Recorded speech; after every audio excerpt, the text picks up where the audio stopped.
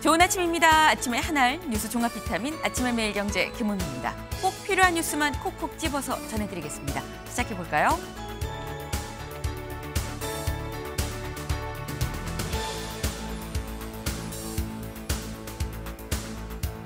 네, 매일경제 일면입니다. 마스가의 K조선 5년 뒤엔 중국에 역전될 수도 있다라는 얘기가 나왔습니다.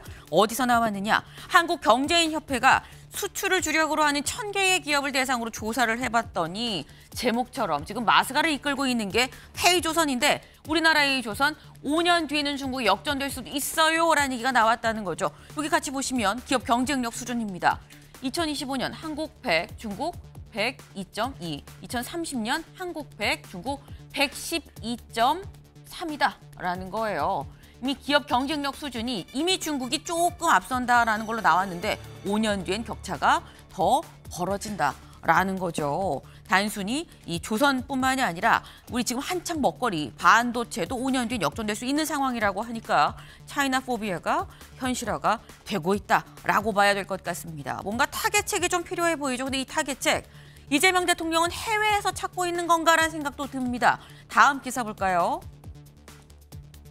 국민일보입니다. 이 대통령 아프리카 중동 4개국에서 방산, 문화, AI, 세일즈에 나섰다라는 소식입니다.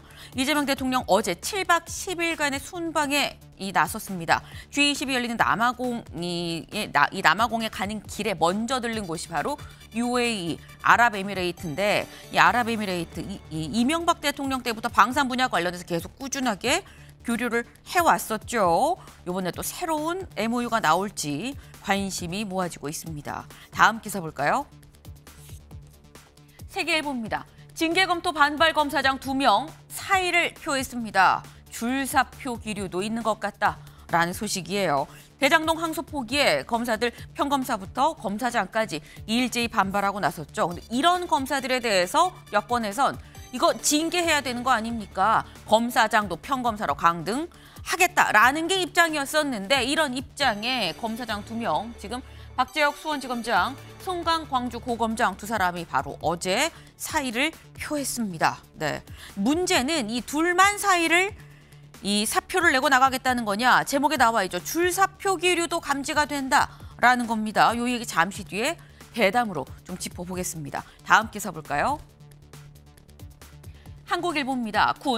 북의 군사분계선 기준선 논의하자. 이 국방부가 어제 북한의 비무장지대 군사분계선 기준선 이거 우리 만나서 좀 논의를 해봅시다라고 군사회담을 전격 제안을 했습니다.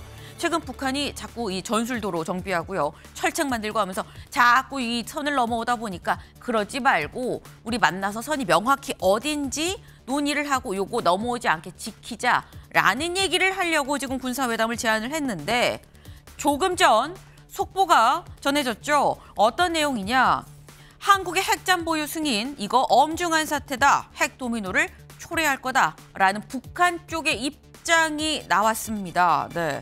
근데 이 얘기는 군사회담 내용이 아니죠. 한미 팩트시트에 담긴 핵잠 건조 관련한 내용인 건데 이 얘기를 지금 오늘 새벽에 지금 북한이 했습니다. 정작 남북 군사회담에 대해서 이런 방구 말도 없이 핵잠에 대해서만 지금 걸고 넘어지고 있는 이 상황. 요 얘기도 저희가 잠시 뒤에 잠깐 좀 짚어보겠습니다. 아니면 북한이 혹시 또 요거 때문에 일어나라는 생각도 들긴 드는 게 다음 기사 볼까요? 한겨레입니다. 미국 한반도를 대중견제 전초기지로 구상을 하고 있다라는 거예요. 이게 대체 무슨 얘기냐? 여기 지금 지도가 하나 나와 있죠. 여기 같이 보겠습니다. 보면 제비 에버런슨 주한 미군 사령관이 어제 주한미군 홈페이지에 올린 바로 그런 지도입니다. 근데 지도가 좀 이상해요. 여기 서울인 거 보니까 우리나라인데 뭐지? 여기가 바다고요. 여기가 땅입니다. 지도가 거꾸로 돼 있죠. 지금 이 우리나라 지도를 우리가 통상 보는 지도를 거꾸로 해서 보면 서울 있고요. 평양이 이 밑으로 지금 가게 됩니다. 여기가 중국 베이징이고 그런데 지금 쭉쭉 뭐라고 되어 있느냐. 자, 여기에서 베이징도 갈 수 있고요. 도쿄도 갈 수 있고요. 필리핀 마닐라도 갈 수 있고요. 그리고 어디?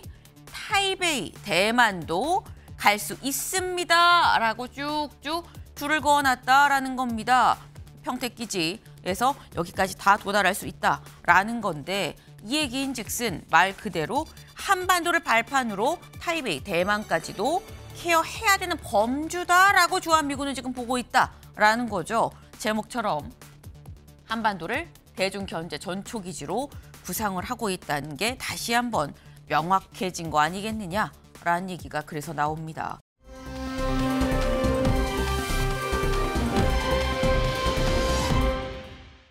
네, 지금 너무 추워서 귀를 손으로 감쌌어요. 지금 장갑도 끼고요, 털모자도 하고요. 그런데도 너무 추워, 너무 추워. 라고 하는 외국인 관광객들의 지금 모습입니다. 어제 사실 좀 춥긴 추웠죠. 그런데 오늘은 더 춥습니다. 서울을 기준으로 지금 출근길 8시 5분 막 지나가고 있는데 오늘 서울 영하 4도까지 떨어질 수 있다고 해요. 어제 입은 얇은 패딩 말고 좀 더 두툼한 패딩 꺼내 입으셔도 괜찮겠다라는 생각이 듭니다. 근데 날이 추운 건 싫은데 날이 추워졌다는 것도 이게 다가오고 있다는 얘기죠. 다음 사진 같이 볼까요? 바로 이 모습입니다. 어제 서울 광장에 크리스마스 트리가 드디어 세워졌다라는 거죠. 크리스마스가 정말 성큼 다가왔구나라는 걸 몸소 좀 느낄 수가 있는 것 같다라는 생각을 좀 해봅니다. 아침의 매일경제 뉴스 종합 비타민 언제나처럼 TV로 좀 크게 보시다가요. 궁금한 점 유튜브 댓글로 남겨주시면 같이 좀 얘기를 해보겠습니다.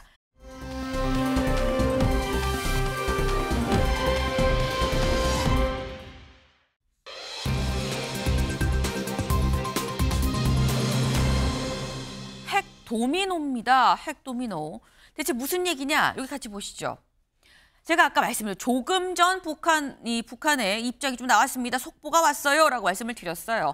조선중앙통신이 밝히길 한국의 핵잠수함 건조 승인 이거 엄중한 사태다. 이거 핵 도미노 현상을 초래할 수 있다라는 북한의 입장이 나왔습니다. 근데 여기서 드는 의문은 핵잠 얘기를 우리가 어제 처음 했나? 라는 거죠. 핵잠 얘기, 트럼프 대통령이 이 경주 에이펙으로 왔었던 그때부터 계속 이어지고 있었는데 저희 캘린더를 좀 같이 볼까요? 네, 사실 한미 정상회담에서 이재명 대통령이 공개적으로 얘기를 꺼냈고 그 이튿날 바로 SNS에 새벽 6시 30분쯤으로 기억을 해요. 새벽같이 SNS에 글을 올려서 한국 핵잠 건조하게 될 겁니다. 내가 승인했어요. 라는 글을 올렸죠. 그게 사실 이미 10월이었습니다. 10월이었었는데 지나서 한미 팩트시트가 만들어지지 않았었잖아. 팩트시트 공개된 것도 사실 지난 금요일이었었죠. 한참 지나서 그리고 난 다음에 왜 나흘이나 돼서 오늘 이제 와서 엄중한 사태다라고 얘기를 하냐라는 거예요. 이창근 위원님. 약간 북한은 왜 저희로 봤을 때 여기 뒷북이야라는 생각이 들기도 들거든요. 그 의도가 뭘까요? 근데 저는 개인적으로는 북한의 뒷북이라기보다는 네. 북한이 중국의 메시지를 대신 전하고 있다 이렇게 해석을 하고 있는데요. 아하. 왜냐하면 G20가 네. 이제 이번 주에 열리지 않습니까? 네. G20는 아프리카 대륙에서 처음 열립니다. 하지만 아프리카 대륙이 가지는 의미는 중국의 1대1로에 있어서 굉장히 중요한 전략적 요충지예요. 하지만 미국과 중국이 다 G20 국가란 말이죠. 하지만 지난 경주 에이펙에서는 중국이 핵잠 승인과 관련해서 어떠한 얘기도 하지 않았어요. 네. 다들 의아했지 않습니까? 그렇다면 시간이 지난 시점에 중국이 G20를 앞두고 그리고 1대1로에 있어서 아프리카 대륙을 중국이 전략적 요충지로 잡고 있는데 미국도 여기를 또 염두에 두고 있단 말이에요. 그렇다면 북한을 통해서 간접 메시지를 전하고 G20에서 어떠한 얘기들이 더 오갈지를 우리가 지켜봐야 되겠지만 네. 일단 북한의 단독 행동이라기보다는 중국의 간접 메시지 그리고 아까 지도도 봤듯이 북한을 겨냥하는 게 아니라 미국은 이제 중국을 겨냥하기 위해서 한반도를 전략적 요충지로 삼고 있는 거거든요. 네. 그렇기 때문에 그러한 함축적 의미가 모두 다 담겨 있다 이렇게 보고 있습니다. 네. 중국을 대신해서 중국의 입장을 G20를 앞두고 얘기를 한 거 아니겠느냐라는 말씀인 거예요. 사실 북한 입장에서도 이재명 대통령이 없는 요 시점에 얘기를 하는 면도 있지 않을까라는 생각이 들긴 드는데 근데 이 북한이 얘기한 게 이것뿐만이 아닙니다. 한미 팩트시트를 갖고 이런 얘기도 했어요. 같이 보실까요? 네. 대결적 기도가 공식화됐다. 대응 조치를 취하겠다라고 얘기를 했습니다. 대결적 기도가 공식화됐고 대응 조치를 취한다. 그럼 여기서 말하는 대응 조치는 대체 무엇이냐라는 거죠. 서영주 대변인님. 네. 또 미사일 쏘아 올리는 겁니까? 뭐 북한이 할 수 있는 것들이 미사일 쏘는 거 외에 네. 뭐 중국과의 어떤 그 결속력을 좀 단단히 할 수 있는 부분들 이거 외에는 그 뾰족한 수가 없어요. 네. 근데 북한에서 지금 얘기하는 그 우리 대한민국에서 핵 추진 잠수함 부분에 대해서 승인을 받은 거에 대해서 사실 그 핵 도미노라고 북한이 얘기를 하잖아요. 그들은 그럴 처지가 아니잖아요. 적반하장이잖아요. 본인들이 핵을 포기하지 않고 핵 도미노의 원죄가 그들한테 있는데 네. 그걸 말할 처지가 됩니까? 그리고 이 그 핵 추진 잠수함을 승인받은 이 부분은 굉장히 잘했다라고 보는 것은 북한이 아프구나 라는 차원이기 때문에 저는 이 부분에 있어서는 일단은 북한은 일단 말뿐일 것 같고 중국 자체도 경제적인 어떤 여러 가지의 이 협상과 이점을 생각했을 때는 북한을 따라갈 수는 없을 것이다 라는 점에서는 본인들 스스로 좀 반성을 하세요. 핵 도미노를 누가 초래했는지. 네. 네. 핵 도미노를 얘기할 처지가 아니지 않느냐라고 지금 말씀을 하셨어요. 물론 뭐 대응 조치를 한다고 하니까 또 미사일을 쏘아 올릴 것 같긴 한데 본인들이 변하지 않고서 누구의 변화를 기대하느냐라는 말씀이셨는데 우리는 분명 어제 군사회담을 제안을 했는데 군사회담은 여전히 아무 얘기가 없다. 이 얘기인즉슨 군사회담은 물 건너 간 것 같다라는 생각도 좀 같이 듭니다. 다음 키워드로 좀 넘어가 보죠.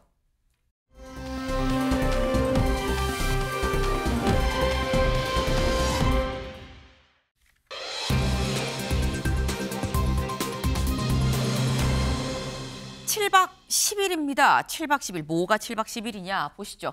이 대통령 아프리카 중동 4개국에서 방산, 문화, AI, 세일즈에 나섰다라는 거죠. 어제 출발했고요. 그리고 지금 현재 UAE, 아랍에미레이트에 도착해 있는 상태입니다. 잠깐 영상으로 같이 보고 오시죠.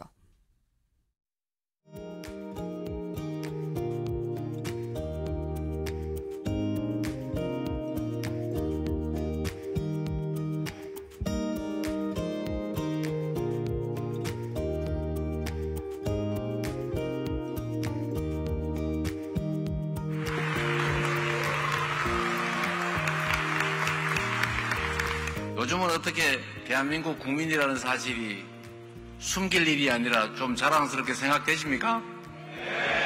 우리가 잠시 한때 약 1년 전쯤에는 전 세계가 저 나라 왜 저러지?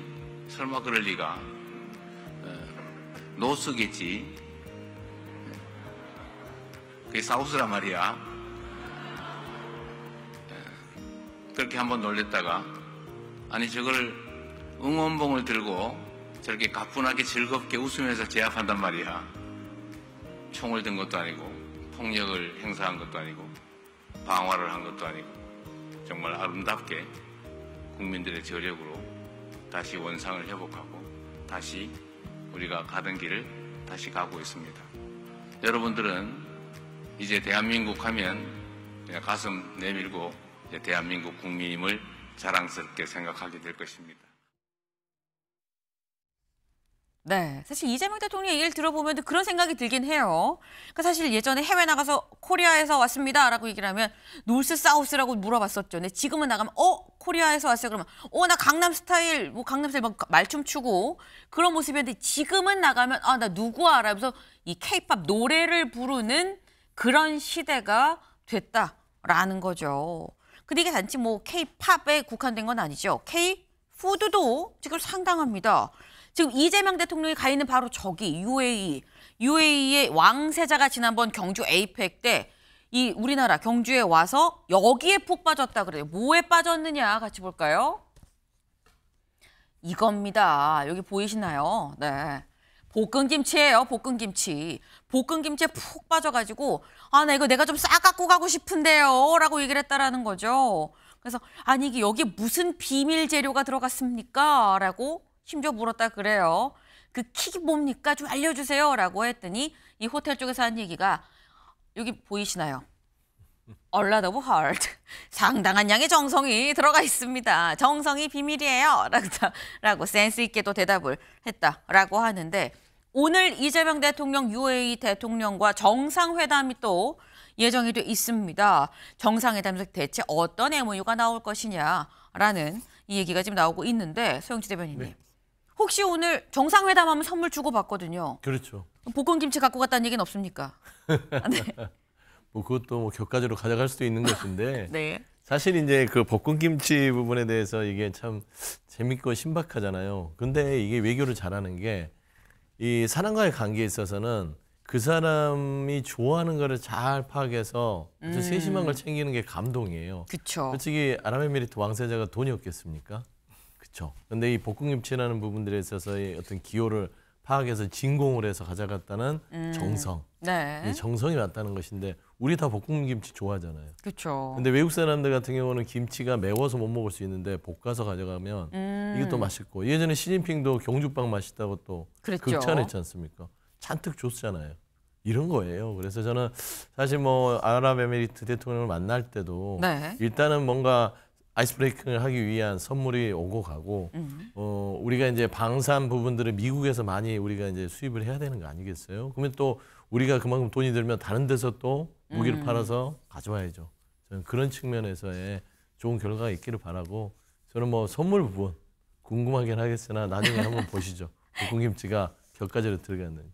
네, 궁금해집니다. 갑자기 궁금해지는 선물은 뭘 줬을까라는 부분인 건데 근데 지금 말씀처럼 방산 부분에 대해서 사실 그동안 많은 얘기가 UAE하고는 오갔었고 교류가 있었죠. 그리고 이번에 사실 강훈식 비서실장이 먼저 UAE에 갔다가 왔어요. 근데 통상 이창근 위원님 또 대통령실에서 계셨었으니까 비서실장이 이미 갔다가 왔다는 얘기는 사실상 웬만큼 다 좀 그림이 그려지고 도장만 찍으면 되는 상황이 아니겠느냐라는 생각도 하긴 하거든요. 요번에 방산 협력 규모가 얼마나 될 거라고 보십니까? 지금 사실 UAE하고 우리나라는 포괄적 경제 동반자 협정이라 그래가지고 체결이 돼가지고 방산뿐만 아니라 문화, 네. 경제, 그다음에 스타트업 많은 분야에서 다 포괄적으로 협력하게 되어 있어요. 네. 그리고 방산은 이미 과거부터 우리나라의 개발한 저대공 미사일, 중거리 저대공 미사일이 수출이 됐어요. 하지만 남은 분야는 사실 국내에서 생산한 전투기 부분이거든요. 그래서 아마 강훈식 비서실장이 다녀왔다는 거는 이미 상당 부분 체결이 돼 있는 그러한 상황일 거예요. 그래서 대통령끼리 만나서 네. 국빈 방문이잖아요. 그래서 우리한테 상당한 큰 양의 선물을 안겨줄 것 같다는 생각이 드는 게 유추해 볼 수 있는 게 지난 정부에서 UAE가 우리나라에 투자한 것이 약 45조 원이에요. 아. 그 부분은 벤처기업, 스타트업 기업 분야거든요. 네. 하지만 기업의 45조 원이면은 방산 분야는 아마 그 이상 되지 않을까 저는 그렇게 예측을 하는데 어쨌든 대통령 비서실장이 가는 것도 사실 이례적이에요. 외교부 장관이나 아니면은 그쵸. 정책실장이나 아니면은 안보실장 정도가 가도 되는데 비서실장이 다녀왔다는 거는 국빈 방문이고 또 상당히 UAE에서 우리나라에 주는 선물이 크지 않을까 그렇게 저는 예측해 봅니다. 네. 일단 최소 45조 이상은 좀 되지 않겠느냐라고 말씀하셨는데 일단 오늘 정상회담이 있을 예정이니까 여기서 어떤 내용의 이 보따리가 좀 만들어질 건지 좀 기대를 해볼 수 있지 않을까라는 생각을 해봅니다. 7박 10일 순방을 끝내고 돌아온 이재명 대통령 손에 여러 보따리가 좀 잔뜩 들려있으면 좋겠다라는 생각을 좀 해보네요. 다음 키워드로 넘어가 보죠.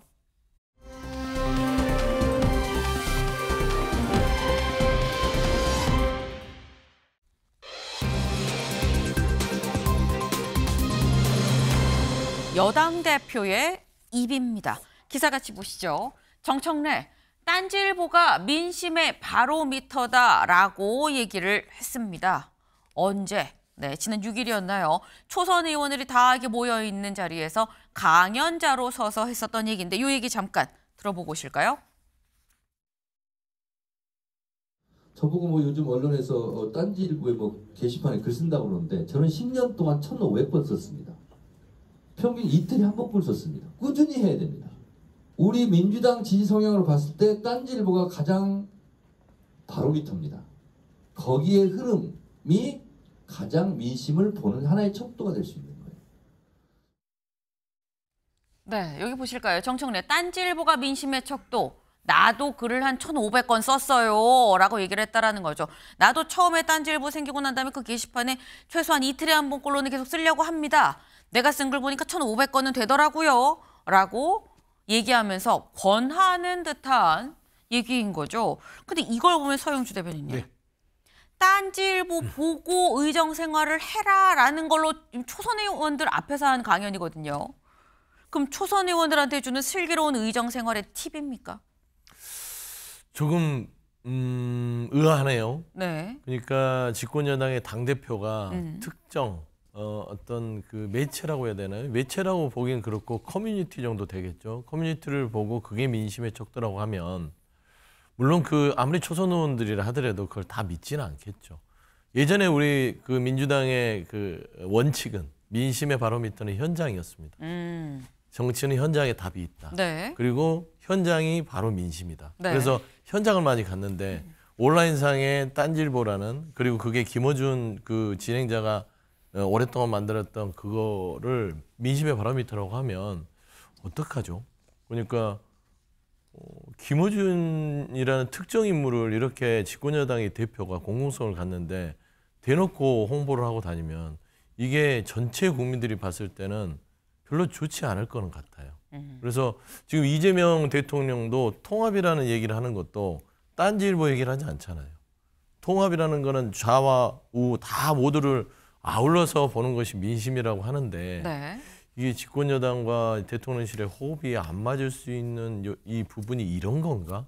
그냥 본인의 개인 취향을 얘기하는 거는 같은데 그렇게 많은 국민들한테 호응을 얻을 수 없는 부분이라서 이 부분에 대한 좀 그 부가적인 설명이 좀 필요하지 않겠냐 그래 보입니다.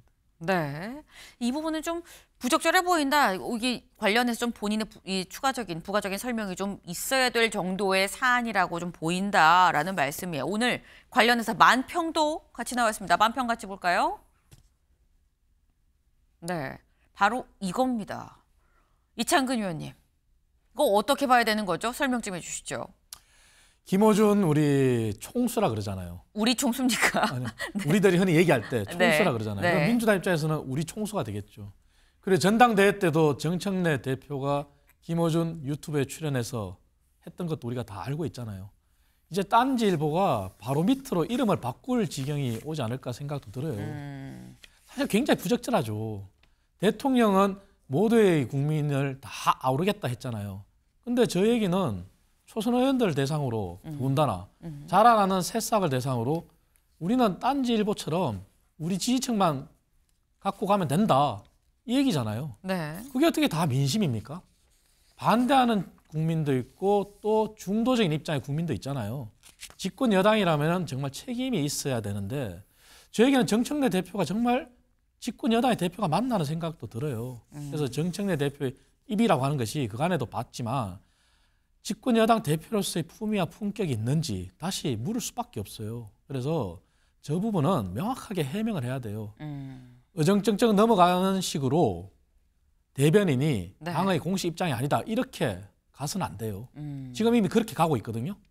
명확하게 얘기를 해야 됩니다. 예. 네.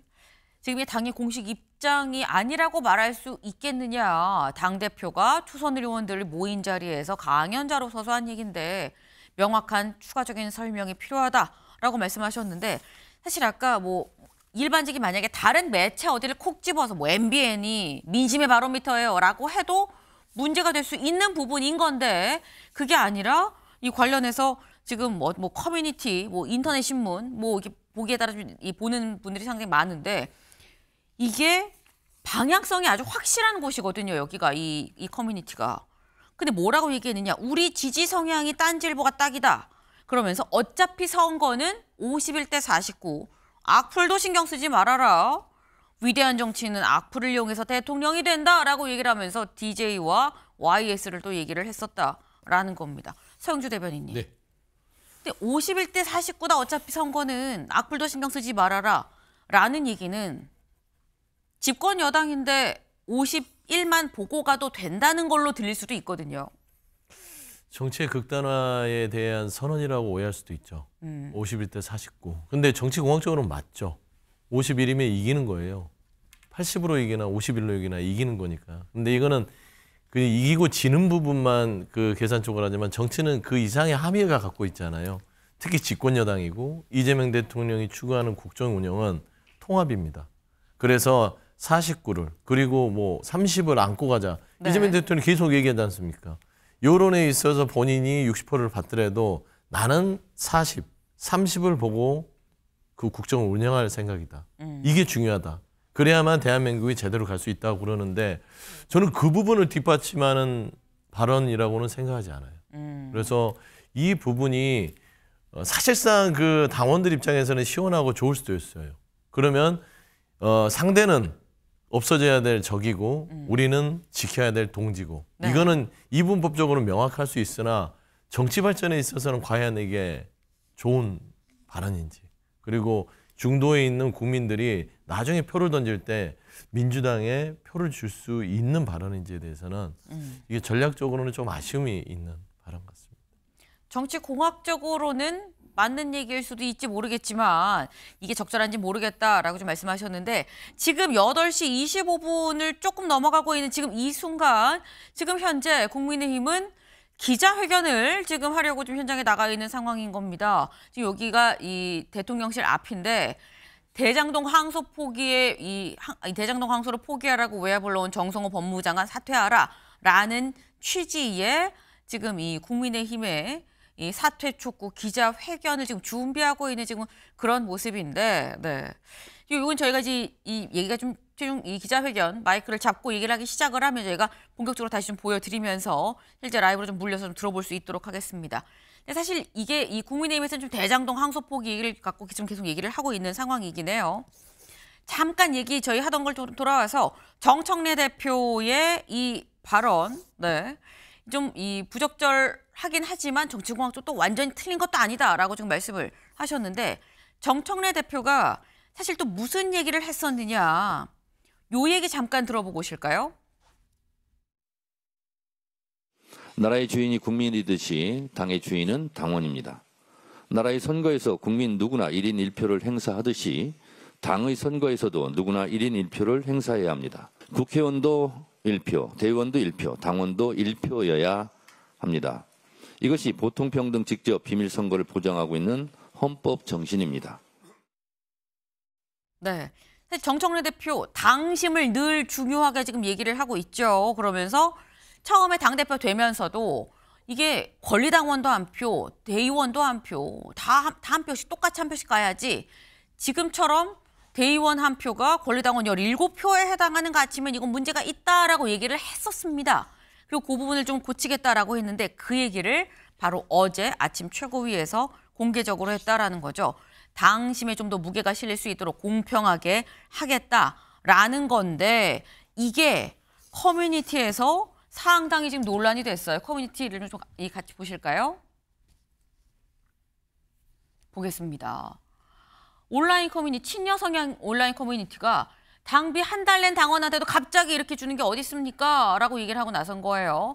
정청래 내년 당대표 재선 노리고 일반 당원 권리를 서둘러 좀 확대하려고 하는 거 아니냐?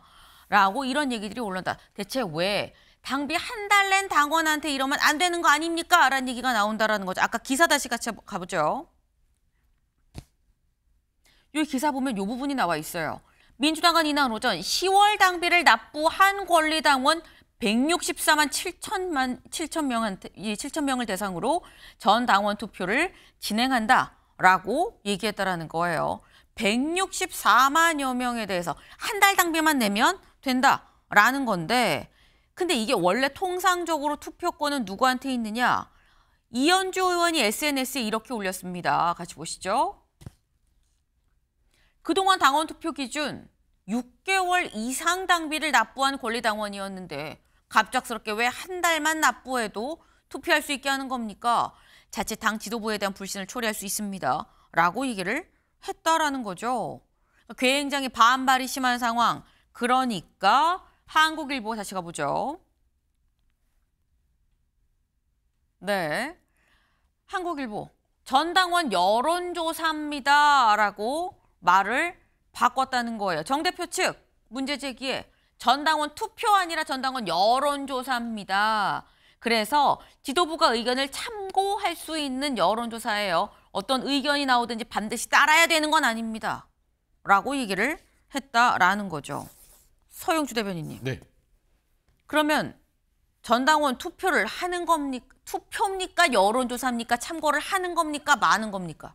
참고로 하는 거는 맞는 것 같고요. 네. 투표를 하는 거 맞는 것 같은데 네. 그 투표가 여론조사라잖아요. 네. 그러니까 투표에 이제 그 근거가 돼서 그게 법률적인 그 효과를 보려면 네. 당원 당규가 개정이 돼야 되는데 그렇죠. 근데 사실상 당원들한테 저도 문자를 받았는데 이 투표로 처음에는 보냈습니다. 그래서 여기에 대한 이 세 가지 안 이번에 뭐 전당원 당원 100%로 진행한다 지방선거를 그다음에 저기 보시다시피 뭐 이 예비 경선을 도입한다. 네. 그다음에 1인 1표제 대의원에 대한 등가성을 그냥 다 한 표로 한다. 이건데 이 부분에서 처음에는 투표라고 했는데 이현주 최고위원이 당원 당규상 시원을 한 달 납부한 사람은 투표 권한이 없어요. 네. 줄 수가 없습니다. 그러다 보니까 이게 여론조사로 이제 틀었죠. 조금 대표 입장에서는 모양이 빠지기 때문에 이 부분을 변명한 것처럼 보이나 뭐 사실 좀 준비가 좀 덜 되지 않았나. 좀 덧붙이고 싶은 건 이 당원 100%로 가는 것들은 당신 민심에 있어서 한번 실패 사례가 국민의힘에 있었어요. 그래서 다시 국민의힘은 복귀가 됐거든요. 그다음에 한 달짜리 그 당원들을 가입시킨 거는 윤석열 당시 후보자를 후보 만들려고 또 그 당원 당규 바꿨던 실패 사례가 있어요. 네. 그래서 윤석열이 나왔잖아요. 그러니까 이 민심과 당심의 어떤 조율점들을 좀 당내에서 조금 더 심사숙고를 하는 부분들이 없다 보니까 아마 네. 이런 조금 미스가 발생한 것 같다. 그래 보입니다. 네. 조금 좀 미스가 발생한 것 같다라고 말씀하셨는데 지금 이 여론조사냐 투표냐 딴지일보가 바로미터냐 지금 자꾸 뭔가 정청래 대표발 리스크가 설화가 하나둘 지금 나오는 거죠. 근데 어제 분명 김병기 원내대표가 뭐라고 얘기를 했느냐 이렇게 얘기를 했습니다. 대통령님이 해외 나갈 때마다 꼭 이상한 소리를 해서 성과가 묻혔는데 앞으로 이런 경우 없게 하겠습니다. 라고 했는데 사실 이 사안은 뭐 바로 이 투표가 아니라 이 여론조사예요 라고 얘기를 하긴 했는데 이창근 위원님 이거는 성과가 묻힐 만한 사안이라고 보십니까 안 보십니까? 충분히 논란이 될 수 있죠. 왜냐하면은 당헌 당규를 개정하기 위해서 전당원 투표에 붙인 거잖아요. 근데 그것을 여론조사로 둔갑시킨 자체가 말장난이잖아요. 애초에 공고를 하지 말았어야죠. 그렇다면 민주당 내부에도 당원들이 모두가 다 정청래 대표를 지지하는 건 아닐 거예요. 그렇다면 분명히 반대하는 당원도 있을 것이고 이견을 가진 당원도 있을 것이고 논란은 되겠죠. 근데 네. 이 수습을 정청래 대표가 저는 참 잘못했다고 생각해요. 단지 말장난의 수습이잖아요. 그럼 당헌 당규 개정 안 하겠다는 겁니까? 그러면은 투표가 아니라 여론조사라면 앞으로 어떻게 당원 당규를 개정하겠다는 건지 방법론도 제시 안 했잖아요. 그래서 이것은 아마 두고두고 논란이 될 거예요. 그리고 지도부 안에서도 벌써 논란이 불거졌잖아요.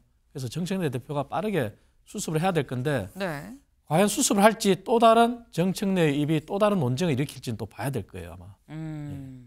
이게 사실 두고두고 논란이 될 수 있다라고 하셨는데 사실 아까 커뮤니티 분위기를 보면 서정민 변호사님 사실 일부 또 강성 당원들은 아니 뭐 하는 겁니까? 만약에 이거 하면은 우리가 효력 정지 가처분 낼 거예요 라고 나설 수도 있긴 한 거거든요. 만약에 정말 그렇게 간다 그러면 이거는 만약에 법적 공방으로 간다 그러면 정청래 대표가 물러설 수밖에 없는 그런 상황 아닌가요?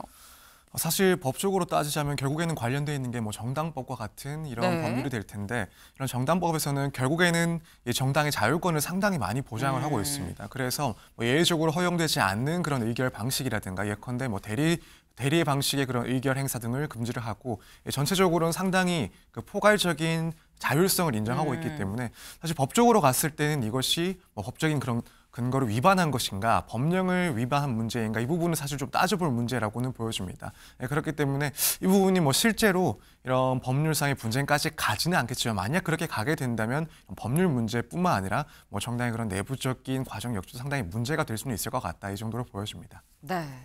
법적으로 안 가는 게 사실 제일 좋은 방법이긴 합니다. 네. 근데 지금 뭔가 이 김병기 원내대표는 순방 나간 사이에 좀 조용조용 큰 소리 안 나게 그렇게 하겠다라고 얘기를 했는데 조금 여기서 조금 저기서 조금 큰 소리가 지금 나고 있는 상황이라고 봐야 될 것 같아요. 어제 이재명 대통령 순방을 나가면서 그 모습 잠깐 같이 보면서 좀 얘기를 해볼까요? 어제 순방 나갈 때 이재명 대통령 뭔가 정청래 대표한테 열심히 지금 손짓까지 하면서 한참 지금 얘기를 하고 있죠. 네. 근데 무슨 얘기를 하는지는 알 수 없는데 두 사람이 한참 긴 거리를 둘이서 뭔가 얘기를 하면서 지나가고 있었다라는 겁니다. 서용주 대변인님, 이재명 대통령은 정청래 대표한테 무슨 말을, 정 대표는 이 대통령한테 무슨 말을 했을까요? 저도 참 궁금하긴 한데 사실상 최근에 이제 관세 협상 관련된 얘기를 가장 많이 했을 것 같고요. 거기에 대한 대비를 위해서 집권 여당인 민주당에서 이 특별법 부분들을 빨리 가라. 대부분 제가 아는 이재명 대통령은 대표 시절에도 일적인 거 외에는 말을 잘 하지 않습니다. 그랬을 때 지금 가장 큰 현안은 이 관세 협상이 마무리된 후속 조치를 입법부인 민주당에서 좀 조속하게 해주라는 그런 부분들일 것 같고요. 정청래 대표가 얘기할 부분들이 뭐 있겠습니까? 대부분 잘 다녀오십시오. 그 외에는 얘기가 없을 것인데 네. 최근에 있던 항소 포기 문제도 얘기가 있었을 수는 있으나 최소한 경제 민생 부분에 얘기를 했을 것 같아요. 우리 얘기하면서 이재명 대통령 저 잘 다녀오겠습니다 라고 얘기를 아마 했겠죠. 그리고 정청래 대표 조용히 잘 순방 다녀오시고 성과 낼 수 있도록 국내에서 서포트 하겠습니다라는 취지 얘기를 했을 텐데 오늘 제가 얘기한 딴지일보나 뭐 투표인지 여론조사인지 이런 부분들이 잘 수습이 돼야 7박 10일 끝내고 오는 이재명 대통령의 성과가 돋보일 수 있지 않겠나라는 생각을 좀 해보네요. 다음 키워드로 넘어가 볼까요?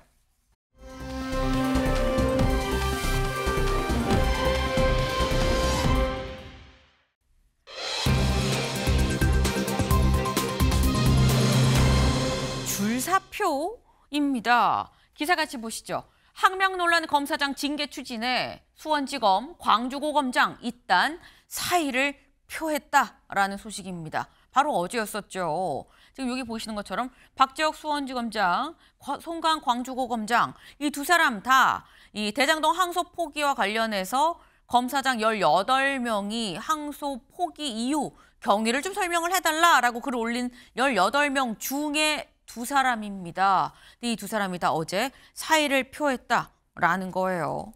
근데 이 사의를 표한 게 지금 저 약간 줄사표, 물음표였었죠.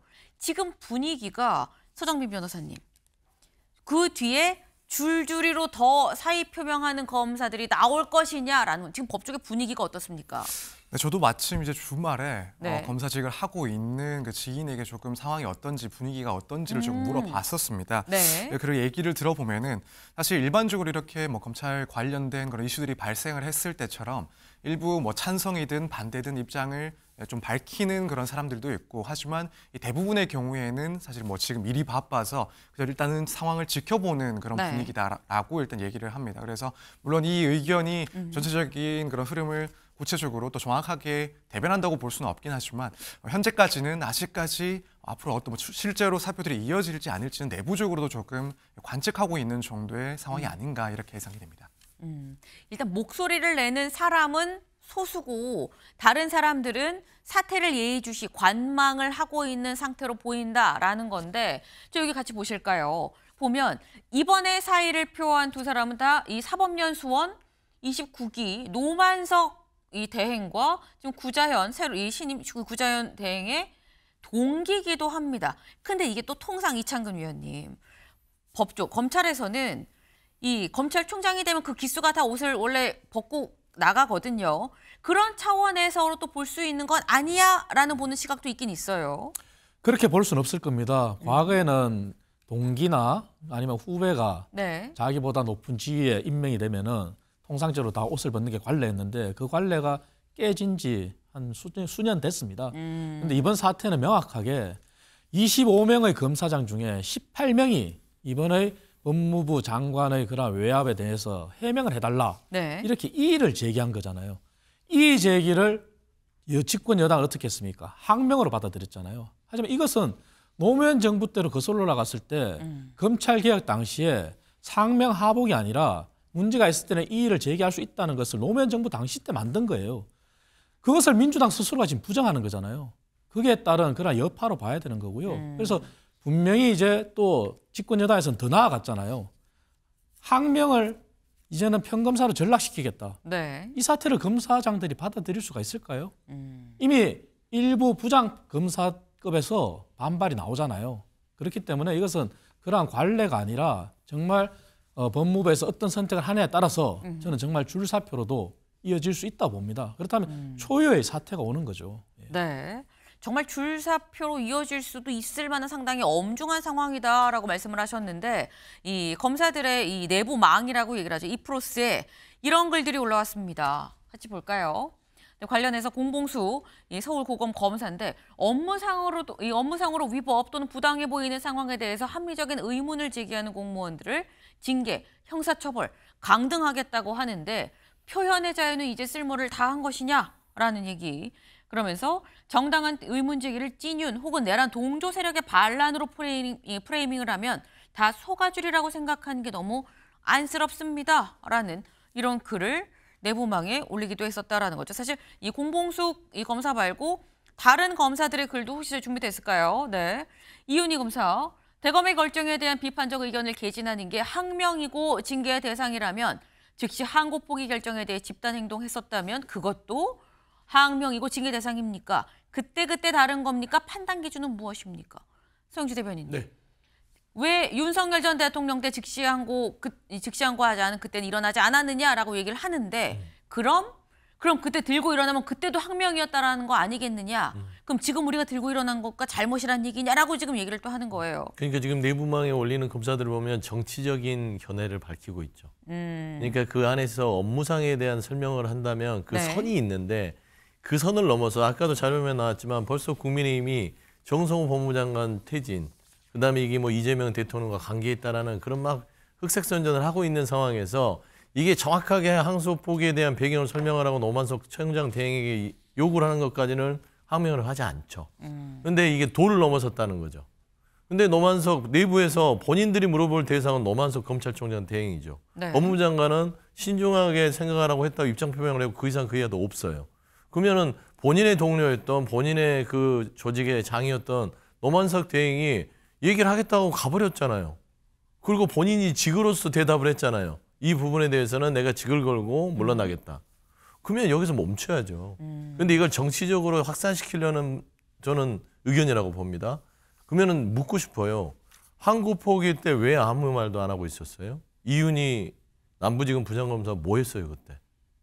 묻고 싶습니다. 이게 말싸움이 됩니다. 그러니까 조직은 조직대로 가는 것이고 항명이라고 집권여당이 민주당이 얘기하는 것은 정치적인 수사죠. 네. 법무부 장관이 정성호 장관이 항명이라고 했습니까? 안 했죠.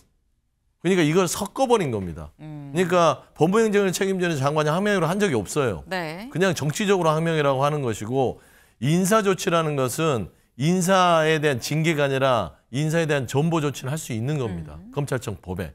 그러면 그게 또 뭐 경질이고 징계입니까? 아니잖아요. 그래서 검찰개혁법에 있어서 가장 우리가 오해하고 있는 게 이게 보복성이 아니라 인사에 대한 부분도 있습니다. 왜 검사라는 조직은 검사장이나 고검장을 하면 절대 평검사로 못 가요. 왜 그러죠? 보직이잖아요. 보직에 해임이 되면 평검사 가서 열심히 국민에 의해서 봉사해야 될 거 아닙니까? 그런데 고검장, 지검장 가면 그 이상으로 못 가면 옷을 벗어요. 이게 무슨 공무원 조직이에요. 말도 안 되죠. 저는 이런 부분에서 좀 타이밍상 오해는 있을 수 있으나 네. 사실 지금 이 프로세스에서 정치적인 선동을 하는 검사들에 대해서는 인사조치가 적절하다고 봅니다. 그럼 사실 이렇게 한번 여쭤볼게요, 서영주 대변인님. 회사에서, 민간기업에서 전무, 상무, 이사 그런데 내일부터 평사원으로 가세요. 그러면 평사원으로 가라는 겁니까? 회사 그만두라는 겁니까? 그러니까 그냥 경질성으로 느껴질 수는 있죠. 조직 내에서. 네. 후배에 밀리면. 네. 하지만 본인이 그 회사에서 호봉에 맞게끔 자기의 업무를 할 수 있다면 그거는 그 직장인의 월급쟁이 생활을 하는 거죠. 그거는 자기의 선택이에요. 그래서 저는 검사장이나 고검장은 보직이라는 개념이지 이게 하나의 어떤 그 다음 단계 상무, 전무 그렇게 봐서는 안 된다라는 게 개혁안의 하나입니다. 알겠습니다. 이창근 의원님 짧게. 정치 검사라고 다 치부할 수가 없는 것이요. 네. 물론 윤석열 전 대통령 당시에 즉시항고 포기를 잘했다는 건 아니에요. 하지만 당시에는 전국의 검사장을 다 모아서 얘기를 듣고 논의라는 그런 수기 과정이 있었어요. 그래서 결론이 난 건데 하지만 이번 사안은 그런 절차도 없었지 않습니까? 그리고 정성호 법무부 장관이 심사숙고가 하라는 게 아니라 종합적으로 판단하라. 종합적인 말에 사실은 외압이라는 의미도 들어있는 거거든요. 그래서 이번에 설명을 해달라는 건데 설명이 없이 갔다고 해서 무마할 건 아니에요. 그 설명을 그러면은 검찰을 지휘하는 법무부 장관도 설명이 있어야죠. 거기에 대한 이의 제기라고 봐야지. 이걸 정치 검사의 항면으로 보는 건 아닌 거죠. 예. 네. 이거는 지금 그렇게 볼 사안이 아니다라고 말씀하셨는데 정성호 법무부 장관한테 지금 검찰의 반발 이런 부분들 어떻게 생각하십니까라고 어제 기자들이 출근길에 물어봤죠. 잠깐 같이 보고 오실까요? 우리 법무나 검찰이 안정되는 게 가장 중요한데 어떤 것이 좋은 방법인지 고민을 많이 하고 있습니다. 그 사실상 강등이라 내부 반발 우려도 있는데 이 부분은 뭐 특별히 그런 움직임은 저는 없는 걸로 알고 있고요. 네. 네. 특별히 뭐 그런 반발 움직임은 없는 것 같은데요 라고 얘기를 했어요. 여기 출근길에 했었던 얘기인 건데 그 이후에 검사장 2명이 사의를 표한 상황이다라는 거죠. 이제 서울신문 같이 볼까요? 네, 정성호 법무부 장관 뭐라고 얘기했느냐. 검사장 줄사퇴하는 정성호 조직 안정화가 우선이다라고 얘기를 했는데 지금 서정민 변호사님 아까 일부 목소리를 내는 검사들이 있고 나머지는 예의주시 혹은 관망하는 중이다. 본인 일을 또 해야 되는 부분이 있기 때문이라고 말씀하셨는데 그럼 뒤이어 줄사퇴가 있을 거라고 보십니까? 아니라고 보십니까? 개인적으로는 그래도 줄사표까지 이어지는 사태는 좀 일어날 가능성이 낮지 않나 이런 생각을 하고 있습니다. 네. 물론 뭐 지켜봐야 될 문제이긴 합니다만 결국 이제 검찰 입장에서도 이렇게 뭐 지검장 등이 사표를 내게 되면은 실질적으로 이제 해당 그 검찰청의 업무가 상당히 좀 수행에 차질이 발생할 수밖에 없다라는 생각이 듭니다. 특히 지금 뭐 특검에도 다수의 그런 검사들이 파견이 돼서 또 근무를 했던 만큼 지금 뭐 검찰의 그런 일선에서 인력 부족 현상도 이야기가 나오고 있는 상황이다 보니까 네. 이렇게 각 검찰청의 수장들이 줄줄이 사표를 내는 것은 사실 조직의 그런 분위기 측면에서도 조금 피해야 될 문제가 아닌가 이런 점까지도 고민을 할 수 있지 않나 이런 생각이 듭니다. 따라서 뭐 개인적인 입장이긴 합니다만 이렇게 계속 뭐 조직 자체가 이제 안정화가 흔들릴 정도의 그런 줄이은 사표는 없지 않을까 이렇게 전망을 하고 있습니다. 사실 검사장이 그만둔다 그러면은 조직이 크게 흔들릴 수밖에 없고 업무에도 지장이 갈 수밖에 없는 부분이죠.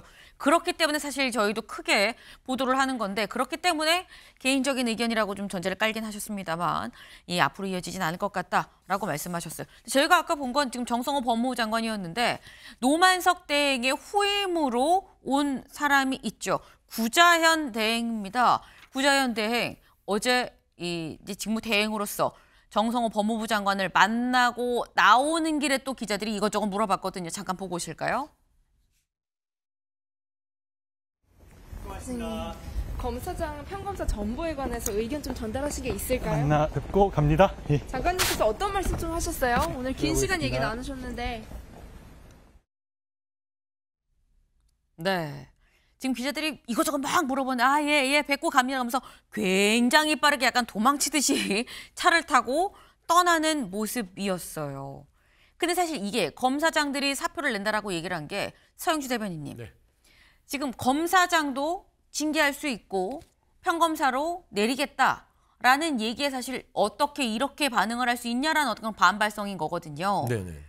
실제로 현실화할 가능성이 있는 겁니까? 검사장이 평검사 되는 상황. 그렇죠. 그게 인사조치이기 때문에 징계라고 표현하는 것은 그들의 네. 개인적인 주관적으로 사실상 징계라고 뭐 표현할 수 있어도 법률상은 보직을 바꾸는 거, 전보 이동하는 거는 통상 있을 수 있는 일이죠. 을로되는 게 아니라 실제로 정말 할 거다. 할 수도 있을 거라고 봅니다. 네. 근데 저는 이제 검토라고 표현한 걸 보면 네. 일단은 적당히 여기까지만 해라. 정치의 선으로 넘어가지 말라 이 얘기를 하는 것 같아요. 정성호 장관께서는.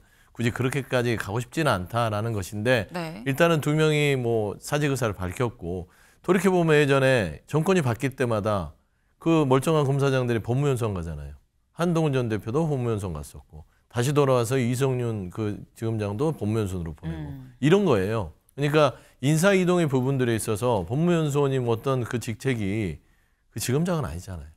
근데 그게 당시 있어서 징계라고 우리는 얘기했으나 그걸 또 징계라고 판단하지 않았다는 점에서는 아마 지금 반발하고 있는 검사장들은 나름대로 판단하는 것이고 어차피 검찰은요 10개월 뒤에 없어집니다.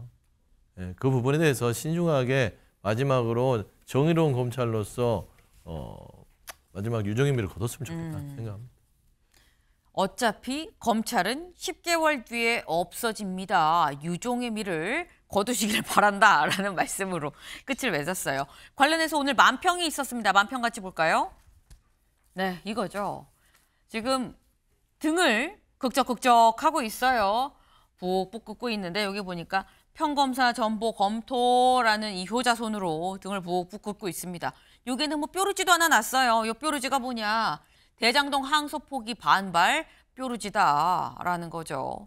그러니까 지금 이걸 보면 이 그림상으로 이 등이 바로 정부 여당이다. 정부 여당은 지금 이 대장동 항소 포기로 인한 반발을 뾰루지 정도 생각하고 극적극적 어딨나 하는 약간 이런 정도의 상황으로 보고 있는 거 아니겠느냐라는 게 만평의 내용인 것 같은데, 근데 사실 이 사안이 아까 정성호 법무부 장관도 안정화가 중요하다고 얘기하긴 했습니다만, 서정민 변호사님, 안정화가 되려면 노만석 이 설명을 요구한 노만석 대행은 이미 떠났고요. 구자현 새 대행이 이미 들어왔고요.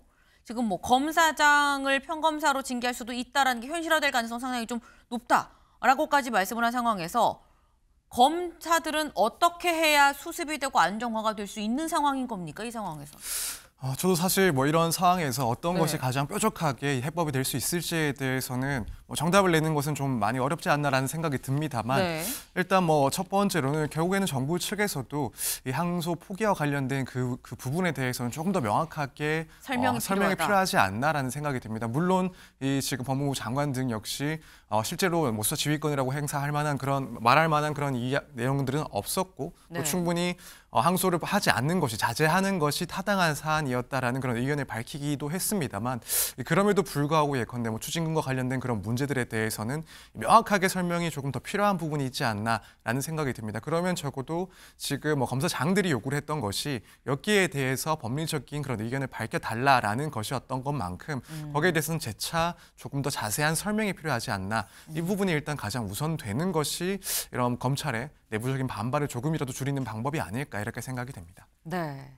아직 뭔가 명확하게 매듭지어지지 않은 부분에 대해서는 뭔가 추가적으로 설명을 하고 소통을 하는 그런 과정이 있어야 이게 뭐 오해든 뭐든지 간에 풀어지고 수습 단계로 넘어가지 않겠냐라는 말씀이셨어요. 네. 그런 과정이 향후 있을 것이냐 지켜봐야 될 것 같습니다.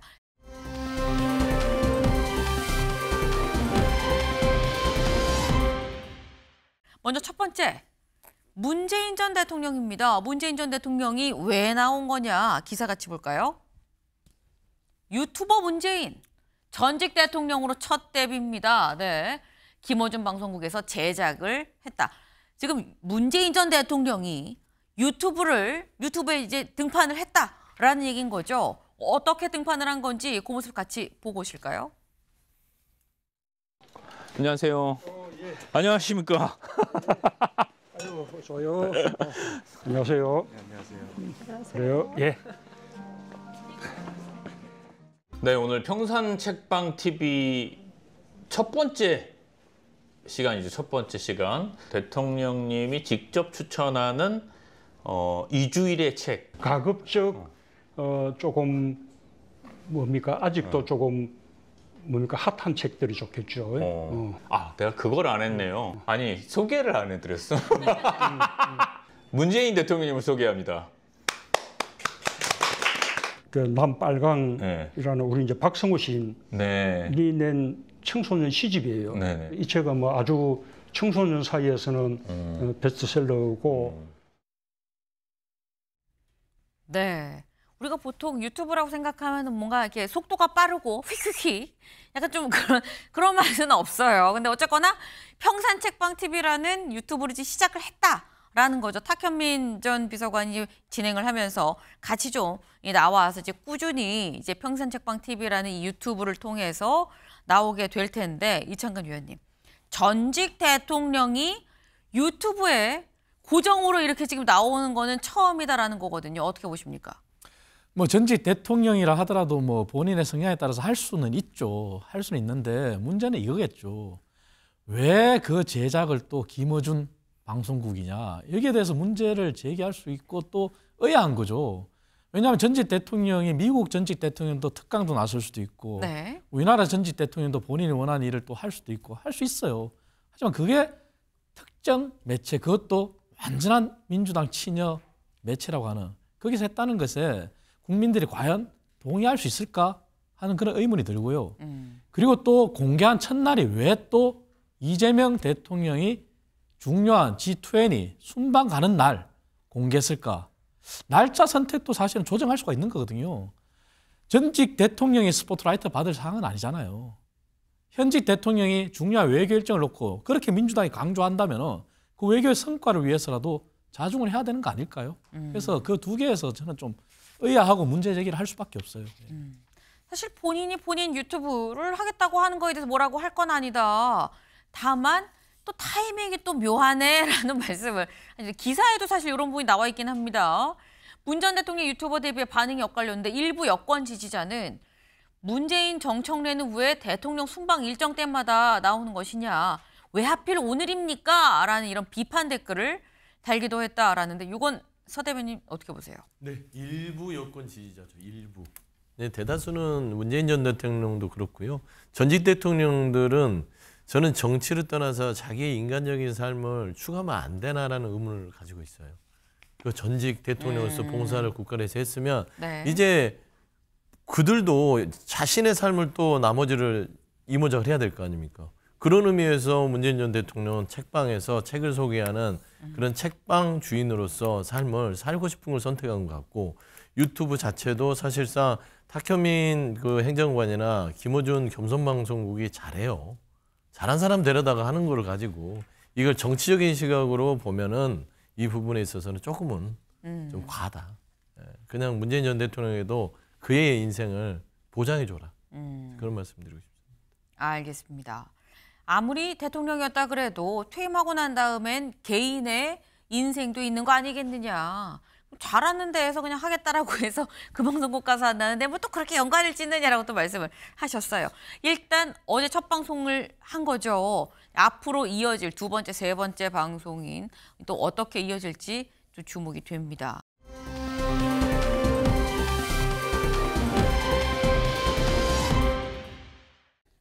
김민석 총리입니다. 김민석 총리. 어제도 사실 저희가 살짝 다뤘었는데 기사 같이 볼까요?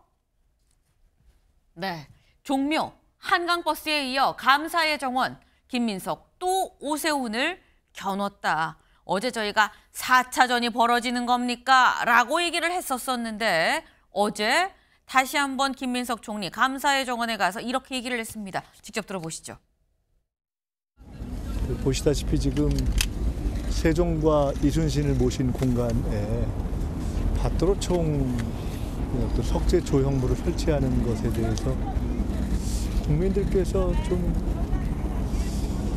이해하실지 좀 의문이 되고 국민들께서 실제로 여기에 밭도로총 조형물이 들어왔을 때 어떻게 생각하실지 지금은 대부분 모르셔서 그런데 좀 걱정도 됩니다. 네, 지금 김민석 총리 이렇게 얘기를 하죠. 김민석, 광화문 밭도로총 조형물의 법적, 절차적 문제를 살피겠다. 이게 상당히 절차적 문제가 있어 보인다. 이 부분 이의를 제기하겠다라는 취지가 내포가 돼 있는 그런 얘기입니다. 그러다 보니까 또 오세훈을 겨눴다라고 했는데 말씀드렸죠. 어제 저희가 4차전이 벌어지는 겁니까 아닙니까 말씀을 드렸어요. 벌써 4차전이야 싶으실 수 있는데 저희 그 지도 좀 같이 보죠. 사실 1차전은 구로의 인력시장에서 한번 있었죠. 어리석게 일을 왜 그렇게 합니까? 라고 해서 있었고 2차전이 종묘였었어요. 종묘 앞에 그 개발하는 걸 두고서 턱 막힙니다. 탁 트이는데요. 무슨 말이에요? 라고 하면서 여기서 2차전이 있었고 그리고 3차전이 한강버스를 관련해서 한강버스 이거 좀 문제 있는 거 아닙니까? 라니까 이게 자꾸 이 사고가 일어나는 거에 대해서 문제 있는 거 아니냐. 이거 다시 한번 제대로 봐라라고 특별 지시를 했었죠. 그리고 어제 있었던 게 바로 광화문의 감사의 정원입니다. 한국전 참전 용사들 좀 기리는 그런 공간인 건데 여기에 이제 세종대왕도 있고 이렇게 하는데 여기 이제 밭도로총 모형을 만들어서 세우겠다라고 서울시에서 얘기를 하니까 그거에 대해서 여기 그게 있는 게 맞습니까? 법적 절차적 문제 있는지 없는지 보겠습니다라고 얘기를 했어요. 제가 딱 요 자리에 앉아 계신 서영주 대변인께 지난번에도 여쭤봤었던 것 같아요. 네. 김민석 총리는 서울시장 정말 안 나오는 겁니까? 저는 지금까지는 안 나온다고 봅니다. 지금까지는? 예. 근데 네. 이제 정치라는 게 생물이라서 네. 여기서 안 나간다. 끝까지 안 나갈 거다고 제가 얘기하면 틀릴 수도 있어요. 여전히 있겠죠. 상황이 변하면. 근데 네. 지금 현재 저는 김민석 총리의 행보는 서울시장의 행보라기보다는 사실상 이번 지방선거에서 가장 핫한 서울에 대한 어떤 현안들에 있어서의 어떤 그 조율자. 당대표라면 이런 식으로 대응을 하겠다라는 저는 차라리 당대표를 준비하는 행보 같아요. 차후에. 네. 그러니까 지방선거를 진두지휘하는 느낌. 오세훈이라는 가장 그 다음 국민의힘에서 그나마 네. 좀 해볼 만한 지역에 있는 서울시장을 흔들므로써 이런 부분들이 당대표가 할 일 아니냐 이런 것들을 우회적으로 지금 보여주는 게 아닌가. 좀 그런저런 행간에 읽는 것인데 총리로서 할 일을 하는 거죠. 왜냐하면 서울이 대한민국의 수도이고 네. 특히나 이 종묘라든지 감사의 정원 광화문이라든지 특히 한강이라든지 이런 것들은 총리가 행정을 하는 데 있어서는 가장 이런 부분들을 결정해야 되는데 이 자체가 오세훈 시장이 조금 이상한 행정을 하다 보니까 지적해 주는 것 같다. 네. 사실 이게 꼭 서울시장 행보라고 볼 게 아니라 오히려 당대표 행보라고 볼 여지가 있다. 행간해 봤을 때 지금 서울시장이라는 중요한 자리에서 오세훈 시장을 직접 마크를 하면서 전체 지방선거를 좀 통할하는 그런 부분이 있지 않겠느냐라는 얘기인 거거든요. 그래서 서울시장에 그다지 관심 없는데라고 말씀을 하셨는데 이창근 의원님은 어떻게 보십니까? 일단 김민석 총리가 네. 국무총리잖아요. 네. 그렇다면 공무원이잖아요. 공무원의 선거 중립 의무가 있어요. 본인이 서울시장에 염두에 뒀든 안 뒀든 이 행보는 공무원의 정치적 중립 위반이에요. 명백하게 민주당이 오로지 내년 지방선거 그것도 서울 탈환에 목매는 거 아닙니까? 거기에 국무총리가 나선다? 굉장히 바람직하지 않죠. 이미 국무총리는 국무총리로서 역할을 망각하고 서울시장 선거 전에 뛰어들었다고 저는 봐요. 그렇다면 이거는 국무총리를 빨리 그만둬야 된다고 생각해요. 당대표를 나가든 서울시장을 나가든. 네. 왜냐하면 국무총리는 사실 나라 전체의 업무를 살펴야 되는데 서울시가 그간에 그렇게 요구했던 예를 들어서 이재명 정부가 추구했던 민생회복지원금 서울시도 따랐어요. 하지만 서울시가 부채가 없다가 4,300억 가까이 채권을 발행했어요. 그리고 재정지원에 있어서도 다른 타 지자체와 다르게 서울시는 서울시라는 이유만으로 국가 보조금이 현장이 낮아요. 그럼 그 피해도 서울 시민들이 가는 거거든요. 그런 데 대한 대답은 없어요. 그런데 오로지 오세훈 서울시장의 약점이라고 본인이 판단했는지 모르겠지만 그런 것을 찾아서 논쟁을 붙인다? 오히려 저희는 환영이에요. 그래서 국무총리로서 역할을 그만두고 네. 빨리 정당으로 복귀하시라. 그런 말씀을 드리고 싶어요. 네. 지금 이 공무원의 정치적 중립 의무 위반 아니냐. 서울시장 할 거면 빨리 옷 벗고 아예 그냥 참전을 해라. 라고 말씀을 하셨는데 김병민 정무부 시장은 SNS에 이런 글을 올렸습니다. 같이 볼까요? 네. 김민석 총리 왜 유독 오세훈 시장의 역점 사업만 문제를 삼는 겁니까? 사전 선거운동이란 비아냥을 감수하는 이유가 뭔지 이해하기 어렵습니다. 이렇게 지금 얘기를 했어요. 서영주 대변인님. 네. 김민석 총리 총리의 역할이라고 얘기를 하지만 그 많은 역할 중에 왜 자꾸 서울시의 역점 사업만 찝어서 얘기하는 겁니까? 이거 다분히 의도성 아니에요? 라는 취지거든요. 그만큼 오세훈 서울시장이 사고를 많이 치는 거 아니겠어요?